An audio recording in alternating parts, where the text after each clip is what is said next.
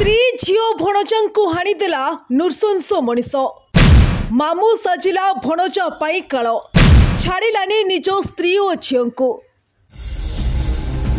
नृशंसतार सीमा टपिला स्वामी स्त्री को मारिला झीओ को पिटिला भणजा को हाणी गुरुतर करदेला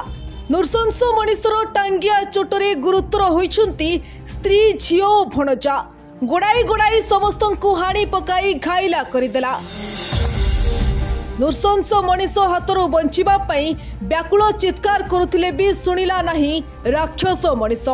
भूलीगला संपर्क साजिथिला रक्तमुखा हाथरे टांगिया धरी जनक परे जनक गोड़ाई गोड़ाई करुथिला प्रहार। हाँ आज्ञा एभली सांघातिक बर्बर कांड घटिछि पाटकुरा मार्साखाई ब्लॉक कुदानगरी थाना गौड़गां ग्राम रे। एही ग्राम रे एभली सांघातिक घटना को नहीं पड़िछि चहल समस्ते घटना शुणी देउछंती मुंडरे हाथ बापार टांगिया चोटरे झीओ माँ और भणजा तीन जन गुरुतर आहत होई प्रथमे केन्द्रापड़ा जिला मुख्य चिकित्सालय और अवस्था गुरुतर हेबारु गुरुतर आहत तीन जन को कटक बड़ मेडिकल स्थानांतर करा जायछि। अभियुक्त बापा जनक हेउछंती रमेश महांती।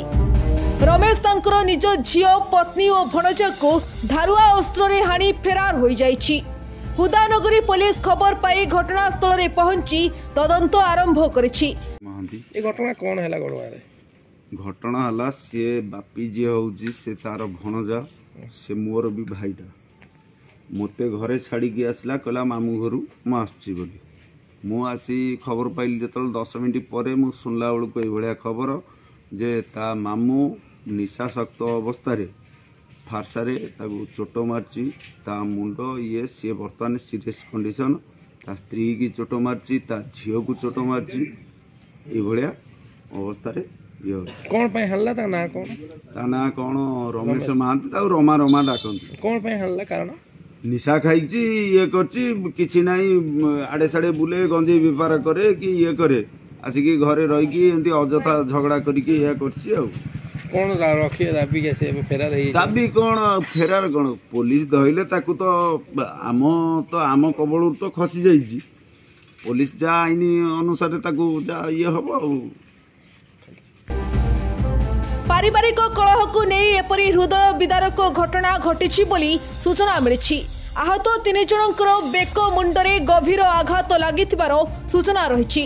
ये मो नथिल तो मो जाइली बिजनेस मोर अछि करिया ये घटना कोन हला घटना कौन मो आइला तो सोदा से होले मो आज खाउथली पदा को आइला को तांकर कोन सोदा से दी जाउथले तांकर स्त्री सी आ भणजा बसले ता भणजा कोन कुकुर पूरा कहला मु आ किछ जानि मु हम पिंढा रे बसथि तापर देखिला से उठी आइला को रास्ता पे हणाहणी हो हाला जेतले हेले मु दौड़ी जाके देखिला आगे से ता स्त्री की छोटटी बसई की से स्वामी रमेश महांती झील को मारी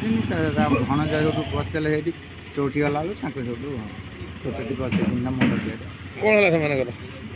ना गुरुतर अवस्था मेडिकल